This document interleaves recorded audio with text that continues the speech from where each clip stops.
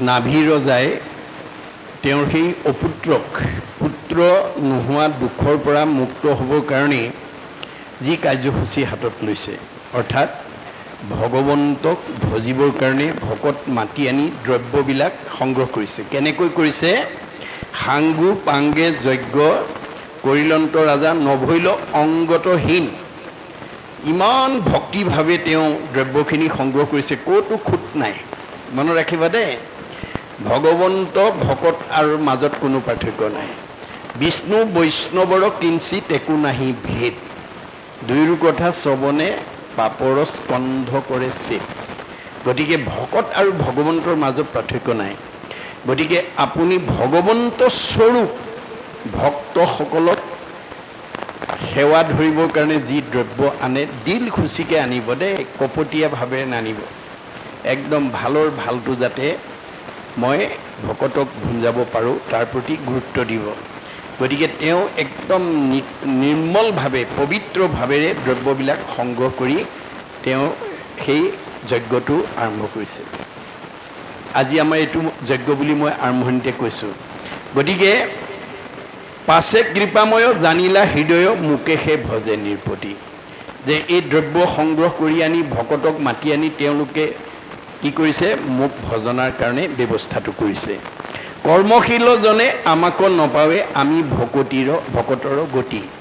গতিকে আপুনি ভকত হওক, আপোনাৰ চব মনৰ কামনা ঈশ্বৰে পূৰণ কৰি দিব আৰু কোনো বিপদত পৰিবলৈ নিদিয়ে দেই, মনত ৰাখিব কথাটো। আপোনালোকে মাত্ৰ নিজেও ভকত হওক, ঘৰখনৰ পৰিয়ালকো ভকত কৰক, সমাজখনক ভকত কৰক। ভকত কৰিবলৈ কাণত চেলেং গামোচাত পিন্ধাই দিলেই নহ'ব। ভকত হ'বলৈ হ'লে ভগৱন্তৰ প্ৰিয় হ'ব। ভগৱন্তই নিজতকৈও ভকতক ভাল পাওঁ বুলি উদ্ধৱক যাবৰ সময়ত কৈছে, ব্ৰহ্মা হৰ হলায়ুধ লক্ষ্মী প্ৰিয় জায়া। হে উদ্ধৱ, মই ব্ৰহ্মাকো ভাল পাওঁ, দাদা বলভদ্ৰকো ভাল পাওঁ, শিৱকো ভাল পাওঁ। এওঁলোক তিনিজনতকৈ মোৰ ভাৰ্যা লক্ষীক মই বেছি ভাল পাওঁ। লক্ষীতকৈও পৰম সুন্দৰ মূৰ দেখা ইটো কায়া। মই নিজৰ ভাৰ্যাজনীতকৈ মোৰ নিজৰ দেহটোক মই বেছি ভাল পাওঁ আৰু মোৰ নিজৰ দেহটোতকৈও সবাতো অধিক তুমি মোৰ প্ৰিয়তম, নাহি আন বান্ধৱ উদ্ধৱ তুমি সম। মই নিজতকৈও তোমাক ভাল পাওঁ, অৰ্থাৎ ভকতক ভাল পায়। মনত ৰাখিব কথাটো। আমি এতিয়া ইয়াৰ পৰা কি শিকিব লাগিব? যে আমাৰ ঘৰখন, আমাৰ পৰিয়ালটো আৰু মই ব্যক্তিগত জীৱনত ঈশ্বৰৰ প্ৰিয় হ'বলৈ হ'লে মই ভকত হ'ব লাগিব। এতিয়া ভকত হ'বলৈ হ'লে কাণত চেলেং গামোচা পিন্ধিলেই নহ'ব, তিনিটা আখৰৰ গুণ থাকিব লাগিব দেই, ভকত। এতিয়া ভ আখৰে কি কৈছে? ভ শব্দে ভগৱন্ত ভৱ বিমোচন, ভজন ভক্তিত তুষ্ট হোৱন্ত সিজন। ভগৱন্তই কাক ভাল পায়? মানুহৰ জন্ম পাই যি পুৱা গধূলি গা পা ধুই ধূপ এডাল জ্বলাই তেওঁৰ নামটো লয়, সেইজনক তেওঁ ভাল পায়। আমাৰ মাক বাপেকে কোন ল'ৰা ছোৱালীক ভাল পায়? যি ল'ৰা ছোৱালীয়ে মাক বাপেকক শ্ৰদ্ধা কৰে, ভক্তি কৰে, মৰম কৰে, আদৰ কৰে, কথা শুনে, হাক বচন মানে, দিহা পৰামৰ্শমতে চলে, সেইটো সন্তান সকলো মাক বাপেকৰ মৰমৰ। যদি কোনোবা সন্তান হৈ মাক বাপেকক শ্ৰদ্ধা নকৰে, ভক্তি নকৰে, মৰম নকৰে, আদৰ নকৰে, কথা নুশুনে, হাক বচন নামানে, সেইটো সন্তান কোনো মাক বাপেকৰ প্ৰিয় হ'ব? এইটো যেনেকৈ বাস্তৱ সত্য। আমি কাৰ সন্তান? আমাৰ ভাগৱতত কৈছে, যিজনৰ অতি পিতিত তুষ্ট হ'ব দেউ, জানিবা সিজন পিতৃ এক কৃষ্ণ দেৱ। আমাৰ সকলোৰে পিতৃ কৃষ্ণ, আমি তেওঁৰে সন্তান। এতিয়া তেওঁৰ সন্তান হৈ আমি তেওঁৰ নাম লৈছোনে নাই, তেওঁৰ নাম গাইছোনে নাই, তেওঁৰ কথা কৈছোনে নাই, তাৰ ওপৰতহে আমাক কিমান ভাল পাব, কিমান বেয়া পাব, কিমান সুখত ৰাখিব, কিমান দুখত ৰাখিব নিৰ্ভৰ কৰিব। সেইকাৰণে আমি প্ৰত্যেক দিনেই যাতে ঈশ্বৰৰ নাম এটা আমাৰ মুখত যাতে ওলায় তাৰ প্ৰতি গুৰুত্ব দিব লাগিব।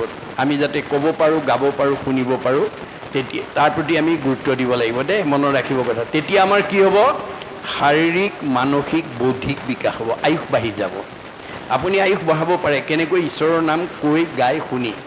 এইটো বিশ্ববিখ্যাত মানে নাট্যকাৰ শ্বেক্সপিয়াৰে এটা মন্তব্য কৰি থৈ গৈছে, mind can be purified by the music, body can be purified by the exercise, both body and mind can be purified by the dance. যি মানুহে ঘোষা কীৰ্তন গায়, দশম ঘোষা ৰত্নাৱলী প্ৰাৰ্থনা কৰে, তেওঁৰ মগজটো বৰগীত গাই তেওঁলোকৰ মগজটো মানে শোধন হৈ থাকে। বাৱৈ হাতত আলি যিটো কৰিয়া কীৰ্তন মূৰ প্ৰেম ভাৱত যাৰ আকুল ভৈল মন মাটিত লুটাৰি পৰে যিটো মহাশয় সত্যে সত্যে গৈলো সখী তাহাঁতে বিক্ৰয়। নামলৈ মাতিলে ভকতৰ লগত বহি নাম গাব পৰাকৈ আহিব। হাত চাপৰি মাৰি যদি নাম গায় শৰীৰটো শোধন হয় আৰু both body and mind can be purified by the dance.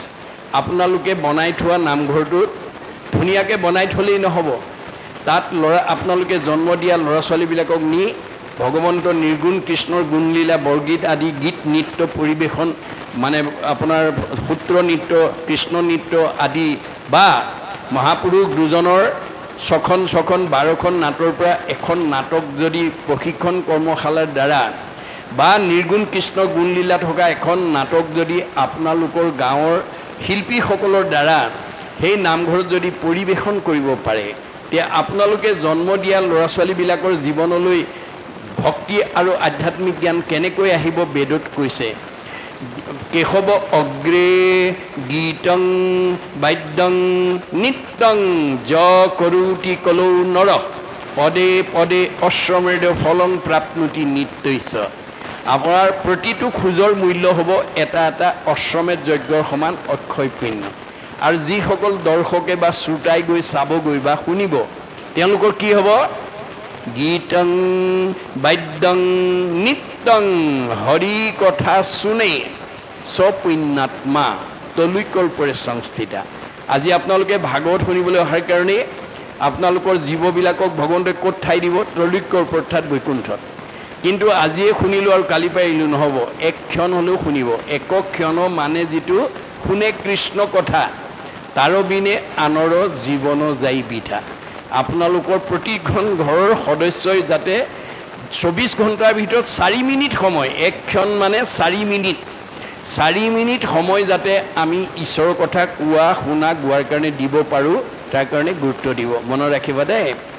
তাৰপিছত ক শব্দে কৃষ্ণ ভজি পবিত্ৰ পৰম আত্মাক দেখন্ত কৃষ্ণ সমস্ততে সম। ক আখৰে কৈছে আত্মা দৃষ্টিত আমি চব সমান।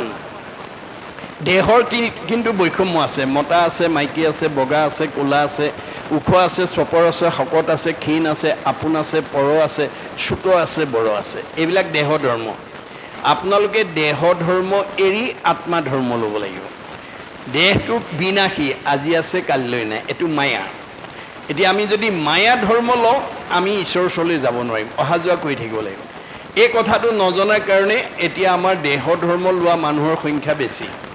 দেহ ধৰ্ম লোৱা মানুহৰ স্বভাৱ কি? বুঢ়াসকলে কয় খেনুক দেখি ৰান্ধে বাঢ়ে, খেনুক দেখি দুৱাৰ মাৰে। আমাৰ কিছুমান মানুহে ধনী মানি চাকৰি বাকৰি থকা মানুহ আহিলে আদৰ সাদৰে নি চোফাৰ চিটত বহুৱাই ধুনীয়াকৈ পঠিয়ায়। কিন্তু যদি অলপ দুখীয়া নিচলা মানুহ যায় চোতালতে সোধে কেলে আহিছিলে বুলি। সেইটো স্বভাৱ যদি আছে এৰিব দেই। আপোনালোকে এই ধনী দুখীয়া বগা ক'লা এইবোৰ দেহ ধৰ্ম, এইটো মায়া ধৰ্ম, এইটো এৰি আত্মা ধৰ্ম ল'ব। সকলোকে সমান, গতিকে আত্মাৰ বৈষম্যতা নাই। আত্মা কেনেকৈ আছে? ঋগ্বেদত কৈছে কেশাগ্ৰ শতভাগস্য শতাংশ সাদিশাত্মক জীৱ সূক্ষ্ম অৰূপ অয়ং সংখ্যাতিটো হিচিৎকণ।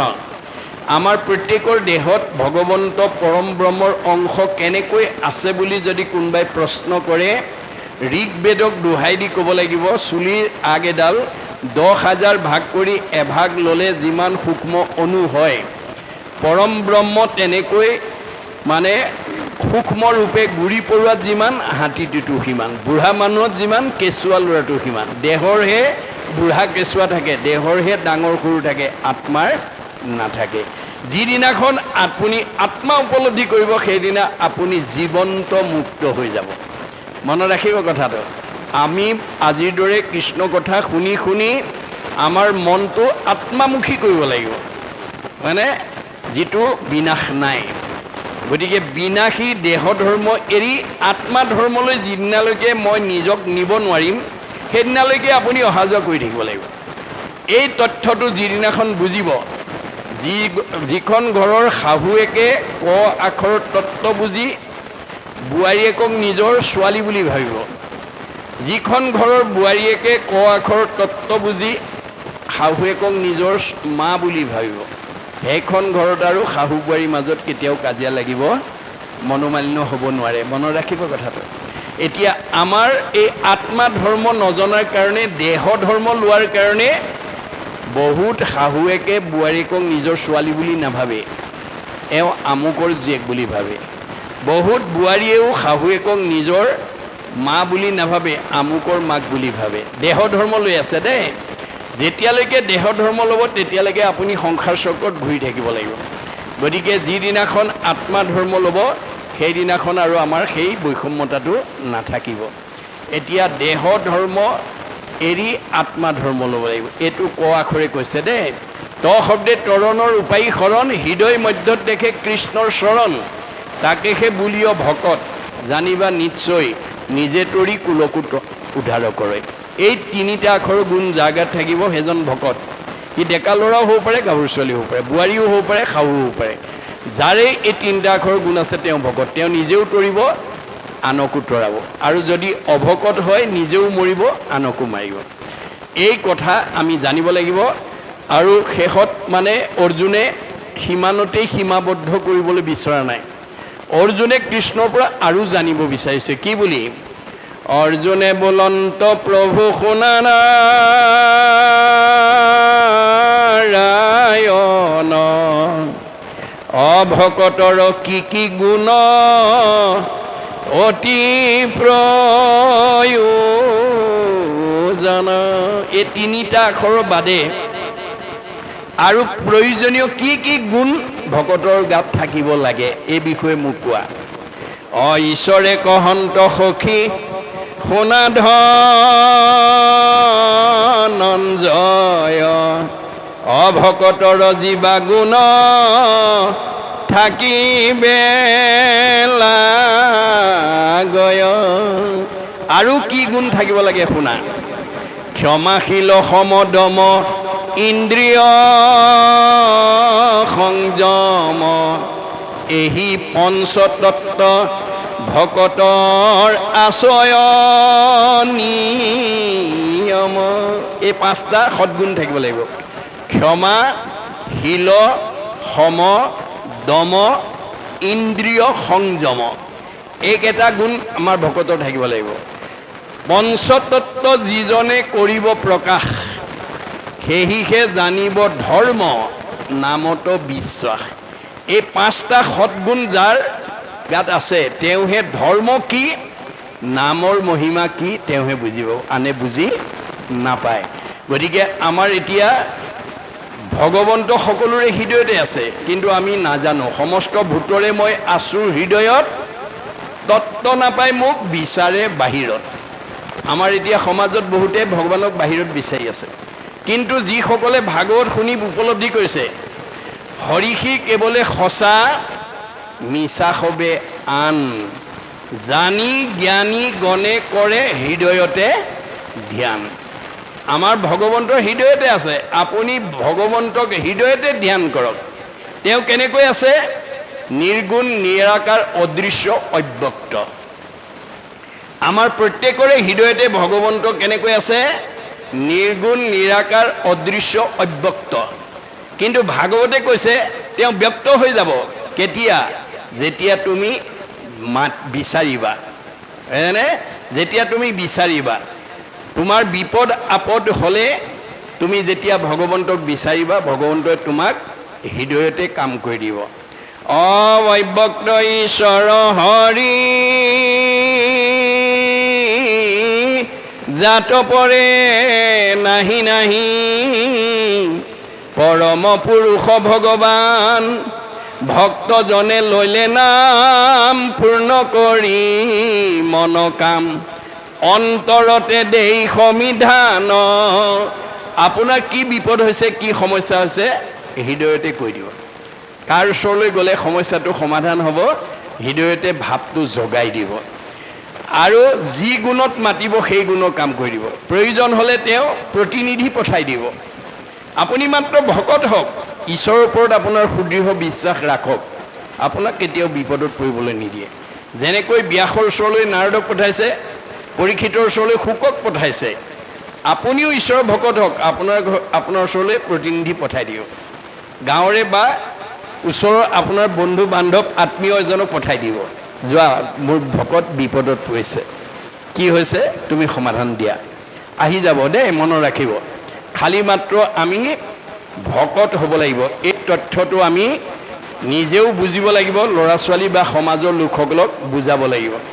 যি গুণত বিচাৰে সেই গুণত কাম কৰি দিব।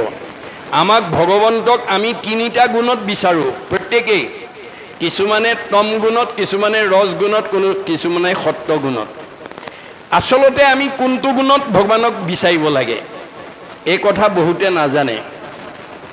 নজনাৰ কাৰণে আমাৰ সৰহসংখ্যক মানুহে তম আৰু ৰজগুণত ঈশ্বৰক বিচাৰি থাকে। আমাৰ ভাগৱতে কৈছে ৰজু তমু গুণে নেই বিষয়ক, সত্য গুণে বুদ্ধি ভৰিলে তৰে সংসাৰক। যেতিয়ালৈকে আপুনি আজিৰ দৰে সৎগুণৰ অধীন হৈ কোনো আশা কামনা নোহোৱাকৈ ঈশ্বৰৰ কথা শুনিব, সেইজনেহে উদ্ধাৰ হ'ব। কিন্তু আজি আমাৰ মানুহে এই কথা নুবুজি তম আৰু ৰজগুণত বেছিকৈ বিচাৰে। তমগুণী মানুহবিলাকে ইন্দ্ৰিয় সুখভোগৰ কাৰণে ৰাতিপুৱাই হাত দুখন বুকলৈ নি কয়গৈ দেই, ঈশ্বৰে নকৰক, আপোনালোকৰ মণিকাঞ্চন প্ৰাথমিকত তেনেকুৱা গুণৰ মানুহ আছে বুলি মই ভবা নাই। কাৰোবাৰ সমাজত যদি তমগুণী ভাৱৰ মানুহ থাকে, সেইসকলে নিজৰ ইন্দ্ৰিয় পৰিতৃপ্তিৰ কাৰণে ৰাতিপুৱাই ভগৱানক প্ৰাৰ্থনা কৰে। যদি কানিয়া ভঙুৱা মদপী মানুহ থাকে, তেওঁলোকে ৰাতিপুৱাই হাত দুখন বুকলৈ নি ভগৱন্তক কয়, সাৰ পাই উঠিয়ে প্ৰভু এচিলিম খুৱাব আৰু নাই, ভঙুৱাই ৰাতিপুৱাই দৰখাস্তখন দি দিয়ে, মদপীয়ে কয় প্ৰভু এগিলাচ খুৱাবই আৰু। এতিয়া ভগৱানে কৈছে হ'ব দে, তই ৰাতিপুৱাই যেতিয়া দৰখাস্ত দিলি মই অনুমোদন দিবই লাগিব, গতিকে তই ভাতেই খাবলৈ নাপাবি, তোক এচিলিম খুৱামি, তই ভাতেই খাবলৈ নাপাবি তথাপি তোক এগিলাচ খুৱামি। মদপী ভঙুৱা চোৰ ডকাইতে আপোনাৰ মোতকৈ বেছি ভগৱানক চিন্তা কৰে, মনত ৰাখিব। কিহৰ কাৰণে? তেওঁলোকৰ মনৰ কামনা পূৰণৰ কাৰণে। দে কামনাটো পূৰণ কৰি দিব, ফলটো কিন্তু ভোগ কৰিব লাগিব। ভগৱানে তাৰ দায়িত্ব নলয়, আপুনি যি গুণত বিচাৰিব সেই গুণৰ কাম কৰি দিব। সেইকাৰণে ৰজগুণী মানুহবিলাকে কি কৰে? বিলাসিতাৰ কাৰণে, সুখ ভোগৰ কাৰণে, ধনং দেহি বিদ্যাং দেহি যশং দেহি পুত্ৰং দেহি ভাৰ্যাং দেহি, লাগে আৰু লাগে। ভগৱানে কৈছে মই দি থাকিম, কিন্তু তই চক্ৰত ঘূৰি থাকিব। যাৰ কাৰণে মহাভাৰতৰ যুদ্ধৰ পিছত কৃষ্ণই দ্বাৰকালৈ যাবলৈ ওলাই যেতিয়া সকলোৰে ওচৰত বিদায় লৈ শেষ বিদায়টো পেহীয়েকৰ ওচৰত ল'বলৈ গৈছিল, কুন্তীৰ ওচৰত ল'বলৈ যাওঁতে পেহীয়েকে কি বুলি কৈছিল? পেহীদেউ তোমালোকৰ কামখিনি মই কৰি দিলোঁ, কৌৰৱক নিধন কৰিলোঁ, পৰাজয় কৰিলোঁ, পাণ্ডৱক জয়লাভ কৰিলোঁ, যুধিষ্ঠিৰক ৰজা পাতি দিলোঁ, এতিয়া তোমালোকে সুখে সন্তোষে থাকা। দ্বাৰকাত মোৰ পৰিয়ালবৰ্গৰ মাজত মানে অথন্তৰ হৈছে, মই তালৈকে যাব ওলাইছোঁ, গতিকে সকলোৰে ওচৰত মই বিদায় ল'লোঁ, শেষ বিদায়টো তোমাৰ ওচৰত ল'ব আহিছোঁ, আৰু যোৱাৰ আগতে তোমাক মই কিবা এটা দি যাওঁ বুলি ভাবিছোঁ, পেহীদেউ কি লাগে কোৱা। স্বয়ং ভগৱন্তই যদি আপোনাৰ মোৰ নিচিনা মানুহক আহি ক'লেহিহেঁতেন কি লাগে কোৱা, আমি বাৰু সোধাই দিমনে? আমাৰ যিমান অভাৱ অভিযোগ আছে চবখিনি আদায় কৰি ল'লোহেঁতেন। কিন্তু কুন্তীয়ে কি বুলি ক'লে? হে কৃষ্ণ কৃষ্ণ বাপকৰ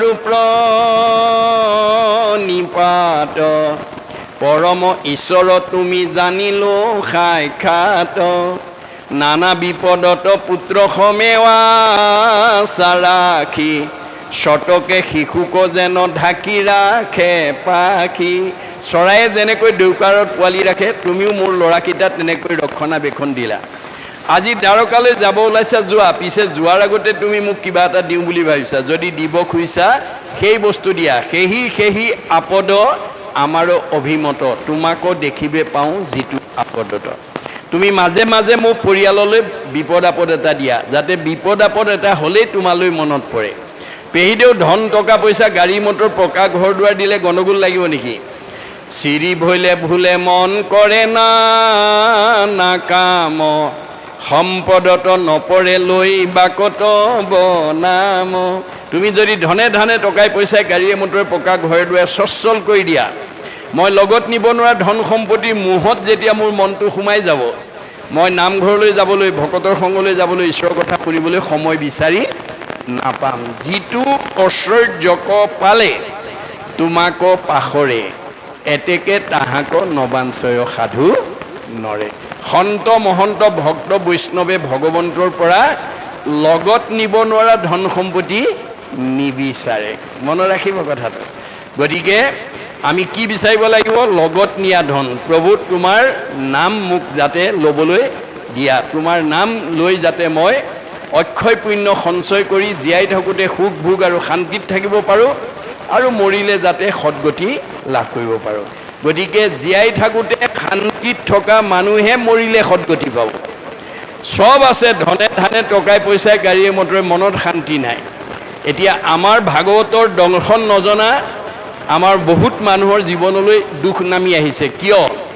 যে আমাৰ বহুত মানুহে ধন ধান টকা পইচা গাড়ী মটৰ পকা ঘৰ দুৱাৰ হ'লে ভকতৰ সংগলৈ নোযোৱা হয়, ঈশ্বৰৰ কথা নুশুনা হয়।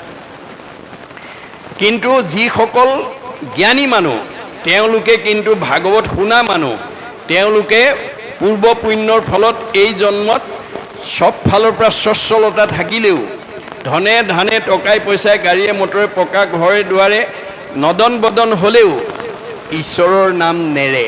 মনত ৰাখিবা দেই। ভাগৱতত কৈছে, অসম্পদ কালত যিজনে ভজয় ঈশ্বৰক নিষ্ঠ কৰি, তাৰ অমংগল সকলে গুচয়, তাক ৰক্ষা কৰে হৰি। চব থাকোঁতেও যি ঈশ্বৰৰ নাম লয় তাক কোনো বিপদত পৰিবলৈ ভগৱন্তই নিদিয়ে। কিন্তু আমাৰ ভাগৱতৰ এই দৰ্শন নজনাৰ কাৰণে আমাৰ সৰহসংখ্যক মানুহৰ ধন ধান টকা পইচা গাড়ী মটৰ পকা ঘৰ দুৱাৰ চাকৰি ব্যৱসায় সকলো ফালৰ পৰা নদন বদন হ'লে আমি ঈশ্বৰৰ নাম ল'বলৈ গাবলৈ শুনিবলৈ এৰি দিওঁ। কিন্তু ভগৱন্তই কৈছে তাকো মই ল'বলৈ বাধ্য কৰাই দিম। কেনেকৈ? এনেকুৱা এটা বেমাৰ দি দিম যিটো ডাক্তৰ চিকিৎসা কৰিও ভাল নোহোৱা হ'ব। সেইদিনা কিন্তু সি মোক মাতিবলৈ বাধ্য হ'ব। কি বুলি? পাৰ কৰা ৰঘুনাথ সংসাৰৰ সাগৰে। এতিয়া আমাৰ বহুত মানুহে ভগৱানক কেতিয়া মাতে? যেতিয়া পৰিয়ালত বিপদ হয় বা নিজৰ কিবা বিপদ হয়। গতিকে বিপদত পৰি ঈশ্বৰৰ নাম লোৱাজনক ঈশ্বৰে কেতিয়াও ভাল নাপায়। ভাগৱতত কৈছে, আপদ কালত ত্ৰাহি ত্ৰাহিবলৈ, নোবোলে সম্পদ কালে অতাংক প্ৰতি তুষ্ট হৈবন্ত ঈশ্বৰ। ইটো কোন শাস্ত্ৰে কহে। বিপদত পৰিলে ঈশ্বৰৰ নাম লয়, সম্পদত নলয়। সেইজনক মই ভাল পাওঁ বুলি কোন শাস্ত্ৰত কোৱা আছে? গতিকে সুখে দুখে মুখে জুনো চাৰে ৰামৰ নাম। সকলো সময়তে যাতে আমি ঈশ্বৰৰ নাম লৈ ঈশ্বৰৰ প্ৰিয় হ'ব পাৰোঁ, তাৰ প্ৰতি আমাক ভাগৱতে কি দিছে? আমাক জ্ঞান দি আছে। গতিকে আমাৰ যাৰ মনত কৰ্মশীল ভাৱ থাকিব, যাগ যজ্ঞ পূজাৰ প্ৰতি যাৰ শ্ৰদ্ধা থাকিব, সি কেতিয়াও ঈশ্বৰক পাব নোৱাৰে। কৰ্মশীলজনে আমাকো নাপাৱে আমি ভকতৰ গতি। এই কৈছে দেই, হেন গুণী মনে দেৱনাৰায়ণে তথাতো ভৈলা বেকত, মহা তেজ ৰাখি সভাক ঢাকিলা, বিস্ময় সবে মনত। গতিকে ভগৱন্ত সৰ্বজন বিদিত, আমাৰ সকলোৰে হৃদয়তে আছে। কোনে কি ভাবে কি কৰে চব জানে। গতিকে তেওঁ মানে নাভি ৰজাৰ মনৰ ভাৱ বুজি তেওঁ নিজে আহি সেই যজ্ঞস্থলীত উপস্থিত হৈছে। কেনেকৈ হৈছে? শ্যামতনু পীত বসনে ভূষিত, হৃদয়ে শ্ৰীবৎস জলে, মকৰ কুণ্ডল কৰে জলমল, মণ্ডিত কৰ্ণ যুগলে। ৩২ অলংকাৰ পৰিধান কৰি এটা উজ্জ্বল ৰূপত তাক দেখা দিছে।